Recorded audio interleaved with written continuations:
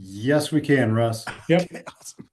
All right. Hey, thanks for being here for the lift today. I'm excited that Jaden Barr is here. We're going to be interviewing him in a little bit, but first we've got some of our usual front matter. Who has good news for Shout from the Summit? Good news or a thank you or anything that you want to share?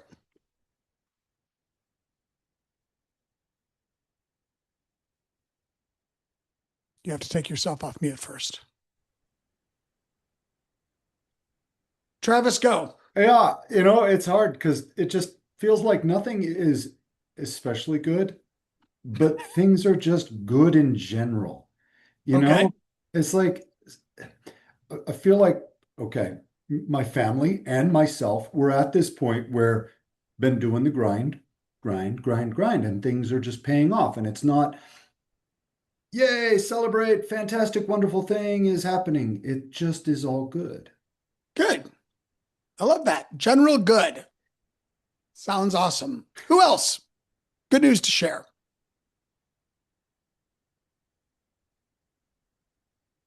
Joan? Um, the GoPro games are going on in Vail starting Thursday, and one of our own, Laura Sellards, has a booth there for. She's the president of the Warrior Dog Foundation to Yeah. raise money for retired warrior dogs, and she's flying in a bunch of retired Navy SEALs, and it's going to be quite a booth there in front of Wow. Garfunkel. So That's very anybody cool. That's wants on Thursday? starts Thursday, and she's there, I think, the whole week or the weekend. That's very cool. Anyone else? We're over here in Summit County. We are 3 days short from surviving another school year. So that's great news, sort of, because then the kids are home. Our weather has turned around and we're starting to see more people in the market and in the community. A lot of our open houses, especially last weekend, were very, very, very busy. I went over to one of the ones that Ann's team was holding about a block behind us, and it wasn't empty the whole time that we were there.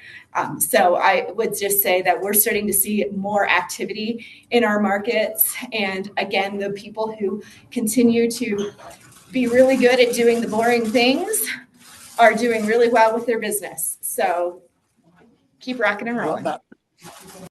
All right. Thank you. Okay. We've got a few announcements that we want to share.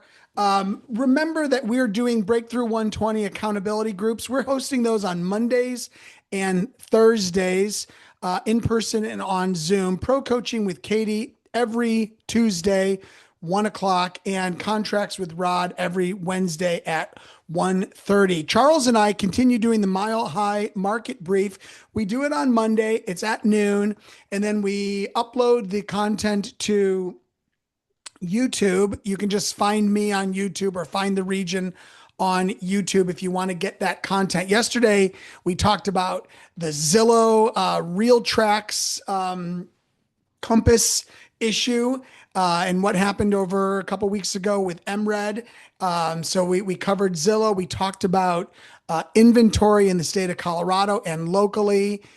We talked about buying property with family members and strangers, which seems to be a thing to help with the affordability challenges that we find in our area. And we also did a little bit of a deep dive on Clear Creek County. If you missed us 2 weeks ago, actually it was 3 weeks ago because of Memorial Day, we did a deep dive on Pitkin, Edwards, Summit, and Grand counties. So you can go back and check those and see what's happening in those areas. Next Thursday in Denver, we have the AI powered agent with Neil Dingra and Lauren Lucas. I'm going to be posting a video tomorrow afternoon, I believe, which is a conversation that I had with Lauren Lucas about this event and what she's going to be sharing from an AI perspective. We've got a number of cool things going on at that event. And, you don't have to know AI well in order to succeed with this event. We're going to be talking a lot about automation and efficiency.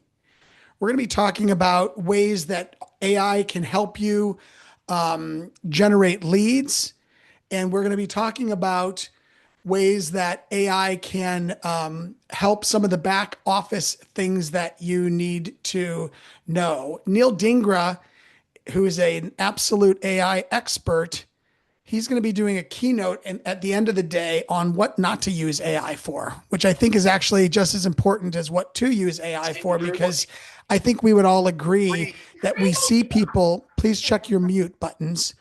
We see people who often use AI in a way that's inauthentic and only hurts their businesses. So Neil's going to be diving into that. On Friday, June 12th, the next day, we are bringing Lauren to the mountains. She's going to be teaching at the Altitude Board of Realtors from 10 to 1. And this will be a workshop. This workshop is going to require that you download some apps and free versions of some apps. And we're going to do a hands-on AI workshop. We're going to be talking about 2 topics with Lauren. Topic 1 is how to use AI specifically to get more leads in our communities. We're going to be looking at AI tools that can help you identify investment property owners, real estate trends, migration trends, and figure out where to target your efforts so that you have more leads. And then we're going to be specifically talking about some efficiency and automation tools. You'll leave this workshop feeling like you've got some homework to do, but also some materials that you can use immediately because you did it during the workshop. So don't miss that. It is free. It is open to all. And we would love for you to come and bring a friend, even one that is not with KW. Don't forget. Real quick, Russ. You can. Real quick. Okay. So we've got like 23-ish participants plus groups in rooms here. And pretend like Russ isn't the regional director here for a second. I hear so many of you tell me that you don't want to come to these events because they're in Denver and you don't want to go to Denver.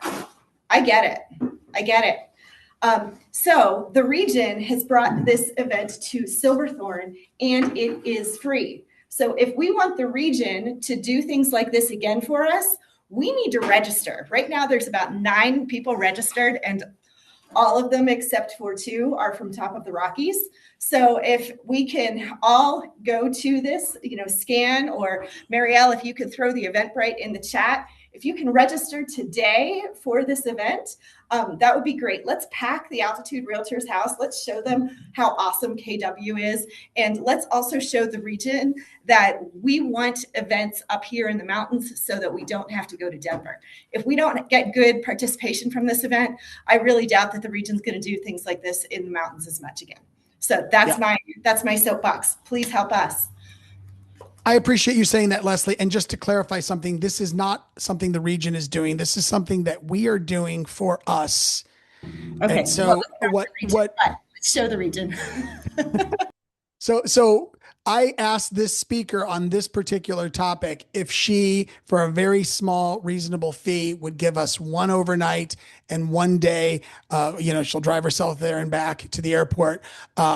Because I feel like the topic's important, and it does go to what Leslie said. When we hear from you often that you don't want to drive to Denver, so all you have to do is drive to Silverthorne. So hope you'll be there.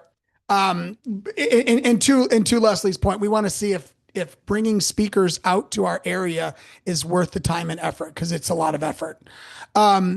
We're going to be in Aspen for the in-person speaker series for luxury. If you have questions about what this is, please shoot me a text and we will get you the information. Whoops. Simon Sinek is going to be our keynote speaker at MegaCamp. This is really exciting. If you remember, Simon Sinek was supposed to be the keynote speaker in February of 2020 at Family Reunion, and he got COVID before anybody knew what COVID was. And so he was unable to fly across the pond to join us in Dallas. And so we've finally found a time that works. And so Simon Sinek is going to be in San Antonio for MegaCamp. He will be speaking on Wednesday, which is to close out the agent portion of the conference. And we hope you will consider coming. next week on this call, I'm going to do a little presentation on The Infinite Game, which is a book that Simon wrote. It's what he was going to speak on 5 years ago or 6 years ago now. Is it 6 years ago? Yeah, 6 years ago when he came. The Infinite Game is a great read, and you don't have to read it because I'm going to teach it to you next Tuesday during the lift. Don't miss. I want to recognize 5 cappers from Summit County: Jennifer Chambers, Carrie George, Elizabeth Hernandez, Trenton Ming, capped in his first few months as a realtor, and June Lemmings. Great job, all. And from Vale, Marla. Congrats, Marla. I can see you right in the middle of my screen. Good job. All right. So I'm excited that Jaden Barr's here. I found a picture from like 5 years ago of him. And Jaden is an agent in St. Louis, Missouri, and newer kind of ish to the business. Can we spotlight him, please? Let's see if I can figure out how to do that. Spotlight Russ. All right, there we go. So, Jaden, thanks for being on the call today. Why don't you start by telling us a little bit about yourself? Yeah, absolutely. Well, first off, thank you, Russ, for having me on today. I just want to give a shout out to Russ for everybody on the call. I'm sure you know how amazing of a leader he is, but Russ is a person that I deeply admire and really, really respect. So to be asked to be on this call was a huge honor. So thank you, Russ. I'll Venmo you Yeah. $20. Go ahead. There you go. Yeah, he definitely paid me to say that. So I mean, a little bit about me. I'm a believer. Dad to 2 awesome kids. My daughter, her name is Palmer. She just turned 2, and her personality is larger than life right now. It's insane. And then I've got a son. He's 7 months old. His name is Baker. Married to my wife Rachel. We just celebrated our 6-year wedding anniversary, which is time's flying. We're having fun. So yeah, we're in the thick of it with 2 kids right now, and life is awesome. Love to golf. Former Division II college quarterback, so a lot of my life lessons come from athletics and my time, being an athlete, and the lessons that sports has taught me that have been applicable to my career in business so far. And yeah, now I'm a real estate agent, been licensed for 6 years, and been on the leadership side for about 2.5. Awesome. So, Jaden, talk to us a little bit about your real estate business. And you've built a business that is a relationship-based business, and you're a transplant to the current market where you're in. You didn't grow up there. So, talk to us about why you're focusing on database and rather than chasing new lead generation tactics. Yeah, so like you said, I moved to St. Louis in 2020, and so it was also COVID year, right? And so you couldn't really get out and meet people. And one thing about St. Louis, if you ever come here, you're guaranteed to be asked the question, what high school did you go to? Right? It is a very, I would say, uh, niche. People can really put you in a box if they ask you that question, right? So That I'm is an very, innocuous question that actually is super snooty, right? What high yeah. school did you go to? What we're saying is, are you rich or poor, or did you grow up in the right part of town or the wrong part of town? We're also asking you your religion and All socioeconomic the things. background. It's a terrible All the question. things, all the things. So I'm very grateful that having moved here and didn't not growing up here, I didn't have to answer that question, right? So Yeah. kind of went into conversations with a blank slate, I feel like, and I quickly realized, the more people I talk to, the more people I get into relationship with, the bigger my business is going to get. And so really, I just focused on what groups or communities am I already involved in that I can be the go-to real estate expert in. So whether that was, church, the gym, pickleball, golf, whatever it was, I was really just trying to add value to the people in those communities that I already enjoyed being around. One thing that I've found is it's really exhausting to try to convince people how great of a real estate agent you are that have no idea who you are. So when Right. you're in relationship with people, they already know your reputation, they know your personality, they know that you're good at what you do, and that trust is already there. And so you don't have to convince them that you're a solid agent. You know, Yeah. they already know that. So you're new to St. Louis, and you think, well, I need to start building a database in order for me to have somebody to sell houses to and get referrals from.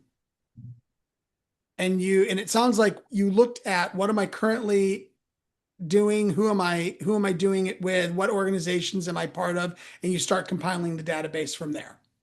Mm-hmm. Correct. Yep. Yep. And then it was really just consistency with the activities. So had a goal of having 75 real estate conversations a week. And at the time I was 23 years old. A lot of my college network is from St. Louis. And so I was reaching out to people that I went to school with, and building relationships that way. One thing that I quickly realized is that people my age did not talk on the phone. So why the heck would I call them at Tuesday at 10 a.m. Right? A lot of Right. my lead generation was texting or DMs on social media, and that was just kind of meeting people where they're at. Right? I mean, if my friends from college aren't going to pick up the phone on Tuesday at 10 a.m., but they'll respond to a text, then that's my outreach. Yeah. So you mentioned social media. I follow you on social media and I see you doing a lot of things there. So how does social media fit into um, your lead gen plan? Really is a challenge from my coach. Anybody on the call guilty of doom scrolling? Yeah. Yeah, I see some hands going up. Okay. If your hand wasn't up, you're just not being honest. Okay. So Right. I doom scroll with the best of them. But really I wanted to use social media as a platform to create rather than consume. And some days I'm better than others, but really just a challenge for my coach of, being more present on social media. And really, I just want to be establish a form of relatability with the people that I follow and people that follow me. And so you're going to see who I am, what I'm about through following me on social media. And eventually, you know, I think that's kind of what's led to the business growth this year. I'm on pace to double my business in 2026 compared to 2025. And I think a big part of that is just the consistency with which I've shown up on social, and really creating content around my pillars, which is faith, family, fitness, business, and leadership, and golf. Yeah.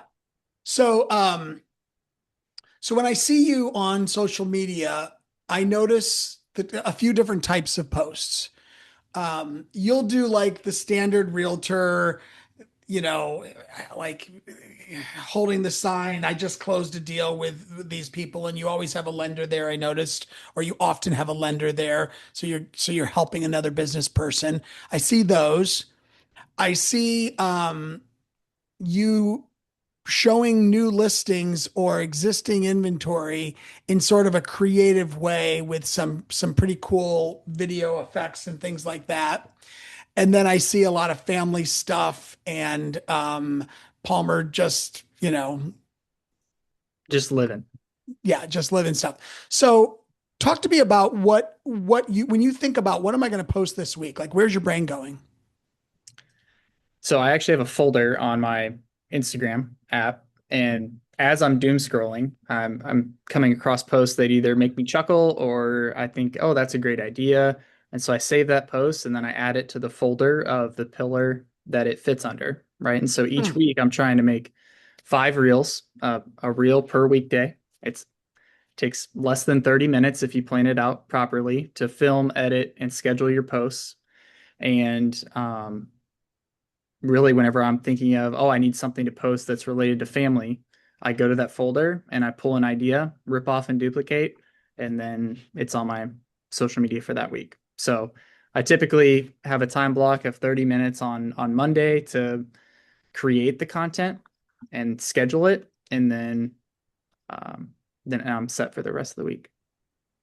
All right. So you've got a system here. When you're doom scrolling and you see something that fits into family bucket, you stick it into the folder and that's going to inspire you the next time you're trying to ideate for a family piece. Is that what you're saying? Correct. And same for fitness, same for golf. By the way, I did see I did see something when I was trying to find a picture of you of Tim Tebow throwing you in a lake. Yeah, Is that check that out on my that's a podcast. real video or was that AI generated? It's real. It's real. It That's was at his celebrity golf fundraiser down in Jacksonville, Florida at TPC Sawgrass, hole 17, the Island Green, and he was calling people out of the crowd to take a shot, and craziest shot of my life. It's 1 for 1. Yeah, and he literally picked you up. He's a big man. He picked you up, and you both ended up in the lake. That's pretty cool. Um, so you and then do you batch all the content? Like, do you work on it one section of time, and then you just spread it out for the week? Ideally, I mean, I'd like to say I'm perfect with that, but by no means am I. There's other weeks where it's more shooting from the hip, and I'm like, shoot, I don't have a post for today. I gotta film a 6-second clip of Palmer playing at her water table, or Right. riding her bike or whatever it is, right? So um, there's no shortage of family content. That's Yeah. just I get that. Walk us through how you stay in touch with your database. So you're doing these posts, and a lot of what these posts are doing is they're keeping people in your database aware of you, and you can't really count how many hits you're getting from them. But what else are you doing to stay in front of your database? Yeah, I think using social to be social. So if you see somebody that just had a life event, like sending them something, or commenting on their posts, commenting, on what's going on in their world. So that's how I use social media to actually count the conversations, as opposed to just relying on them probably seeing my posts at some point. As far as lead generation and how I'm staying in touch with them. I've got a monthly newsletter. I just hired a director of operations, so she's actually cleaning up a lot of my systems and making sure that we're staying in touch with them through like 36 touch system that the MREA teaches, and it quarterly text check in. I've got a list of the DTD2 that's super simple, and then a For couple. those who don't know what that stands for and what that is, can you please say it?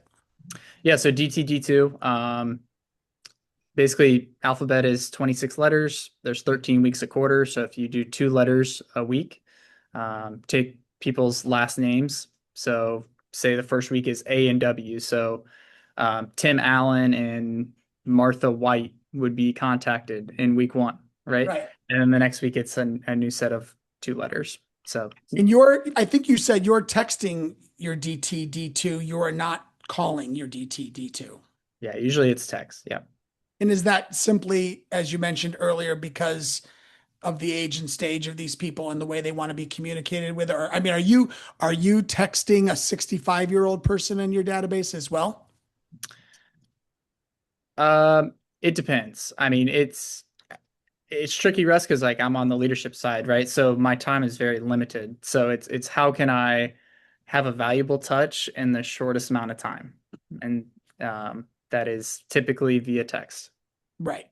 Got it. So when you text through your list, by the way, how many people would you say are in the database in terms of like they're getting all the stuff? You're staying very in touch with them. You have all of their information, name, email, phone number, all that stuff. Like how many people are in that group? About 450. Got it. And how many closings will you have this year? I'll have. I'm on track to hit 48. 48. So about 10% Mhm. return. That's really good. Are you using Command just out of curiosity? And you can answer truthfully. I am. You are using Command. Fascinating. Um, just by the way, we didn't set this up. Why? Why are you using Command? It's free, and It's not free, the but it's the included. the best database is the one you use. So So, okay, what parts of Command are you using as far as staying in touch with people? home anniversaries, birthday smart plans, neighborhood nurture, my monthly newsletter. I've got everyone tagged for that. Uh, I'm So sure I you're have. putting your monthly newsletter into command and you are sending it to 450 people once a month. Mhm. And you're sending them a once a month neighborhood nurture or twice a month. Mhm. Um, You probably once, don't know. I probably don't know. Right. Ask my director of ops. Right. And then you load in their home anniversary and that does something every year, I guess, and probably prompts you to make a call. Um, okay, so you're using it at a high level. Do you use the texting feature in it? I do not. So when you need to text your people on a quarterly basis, what tool are you using for that? I mean, or is it just your phone? I have the Reach app, so I can categorize groups in there. So I'll have like my VIPs, past clients, golf group, right? If I'm inviting to specific events, then I've Uh-huh. kind of got my database categorized there. So is your database there in the 13 different letters of the alphabet groups? Like, are you doing that? They are not. No, no. So my director of ops is sending me that list at the beginning of each week. Got it. And then that's a manual thing. Mhm. But are you cutting and pasting the same message over and over again? It depends. I mean, a lot of people. It just depends on who it is. Like, some people you'll come across some. You're like, oh, I talked with them last week. I saw them at the Cardinals game, or I worked out with this person this week. So it's more so just whatever the message fits. I do Got it. see a question here. Reach does show blue bubbles. Yeah, it texts just like a normal iMessage. So for those who don't know, Reach is an app. I think it's a Mac only app, but there's Android versions.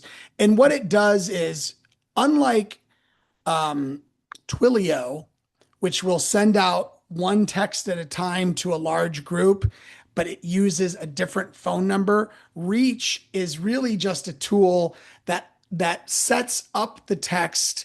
And like if Jaden wants to send the same text to 100 people, it uses his native texting app. It sets it up, and then he just has to click the arrow, go 100 times. And it's a pretty awesome tool because it is coming from your phone number. It's not like a spammy type phone number that's fake. It's a real one. And by the way, I have all of you in mind. So sometimes if you get a text from me that says, Joan, don't forget the meeting today, that might be a reach thing. And the only challenge you have to make to note with it is if you use it to send out the same text 100 times, you might get blacklisted by Apple, which has happened to me before. So be careful with it. But it's a Me good as tool. well. Huh? Me as well. Yeah. Um, so you mentioned you just recently welcomed a new child into your world, and you and Rachel have Palmer and Baker. How's becoming a father and a husband influence the way you think about your business and maybe like the way you're lead generating? I think, I mean, in real estate, business is a lot more fun whenever you're serving clients that you enjoy being around, right? So you want to work with people that give you energy, not take energy from you. And so, naturally at this stage of life with, young kids, it's like, well, I want to work with young families, right? And so that's been kind of a shift in like our I guess messaging across the business. Yeah. But I think when it comes to like my view of success now as opposed to 3 years ago when we didn't have kids, I think Mhm. right now I'm finding the margin, right, of how can I just buy back or find an hour a week, 2 hours a week. So everything I'm focused on now is about getting more time back because time is precious right now. And so I want to do everything that I can to be a present dad, present husband, and be really intentional so that my family's getting my best energy, not my leftovers.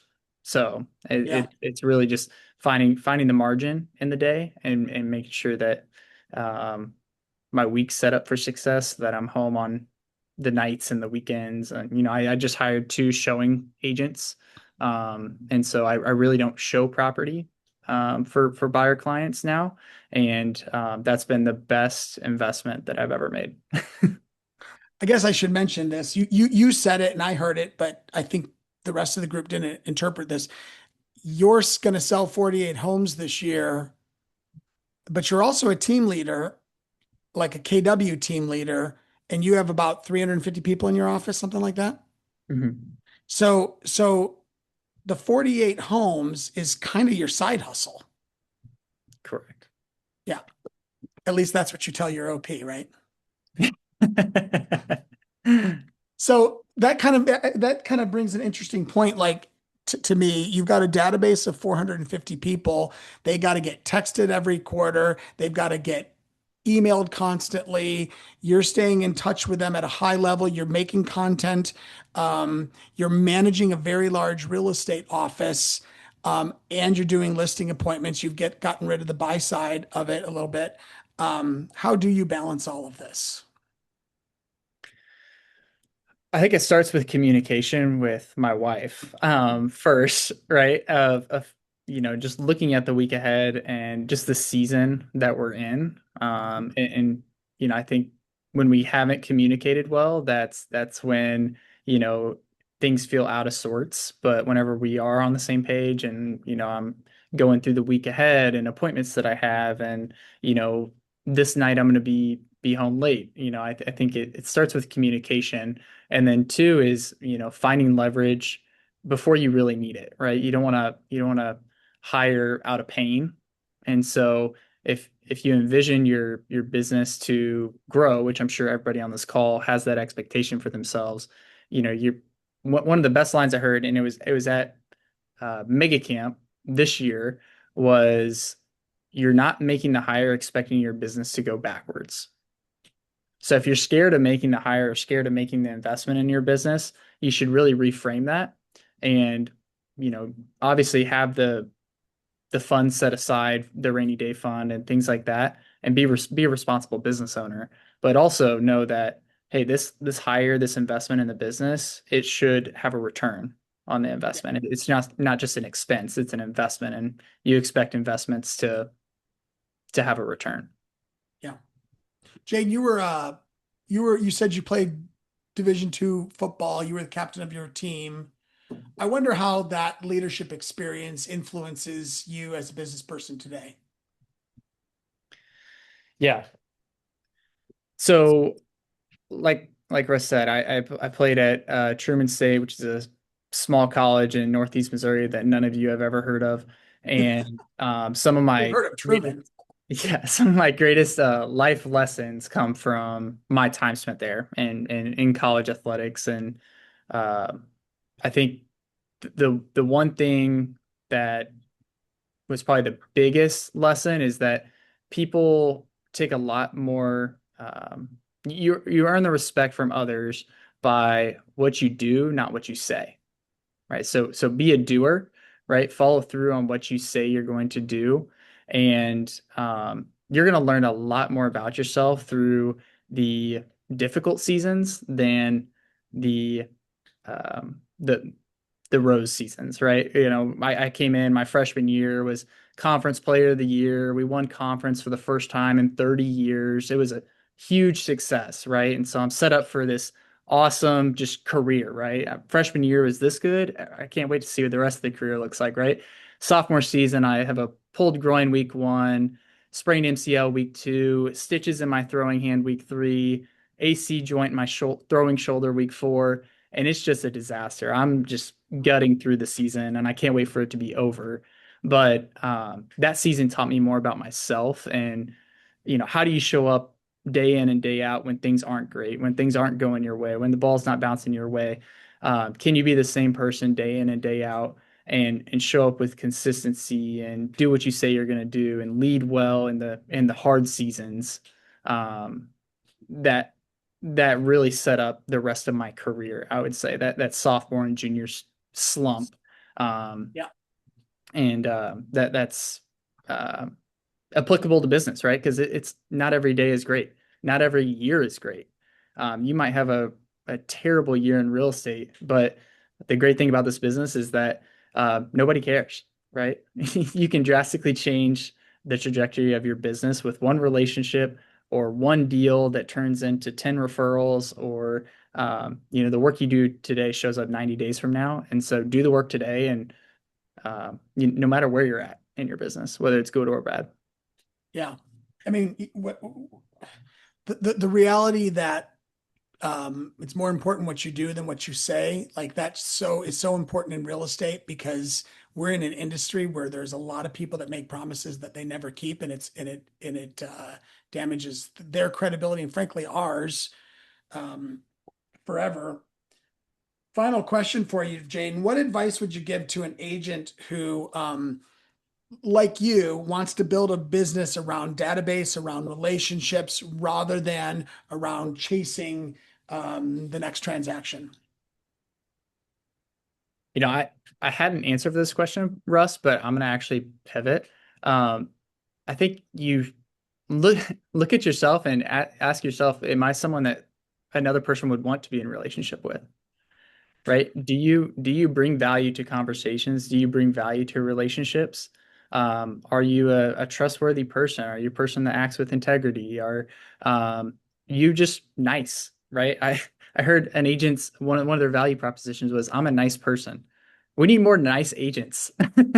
Some people that are enjoyable to be around, enjoyable to work with, and do deals with. And then I think look at the communities of people that you're already involved in, communities that already know, like, and trust you, and that you enjoy being around. Because the more fun you can make lead generation, the more fun your business is going to be. Like, yeah, there are people that enjoy cold calling and calling expireds, and I'm sure those are great ways to do business. It's not fun for me, right? And so I want to have fun working. And that's yeah. what I found. That is a choice for some people. It gets harder and harder though with TCPA and other challenges. Like, why not be nice and call people that know you, like you, and trust you? Travis just held up a sign or a book that says, what did it say, Travis? Work hard and be nice to people. Yeah. So, all right. Well, Jaden, we appreciate you being here today. Thank you all for being on this call. And Jaden, we appreciate you sharing your talents with us. Thank you. Appreciate it, Russ. All right. Y'all have a great week. See you next week for a summary of the Infinite Game. I think you're going to love this. Take care, everybody.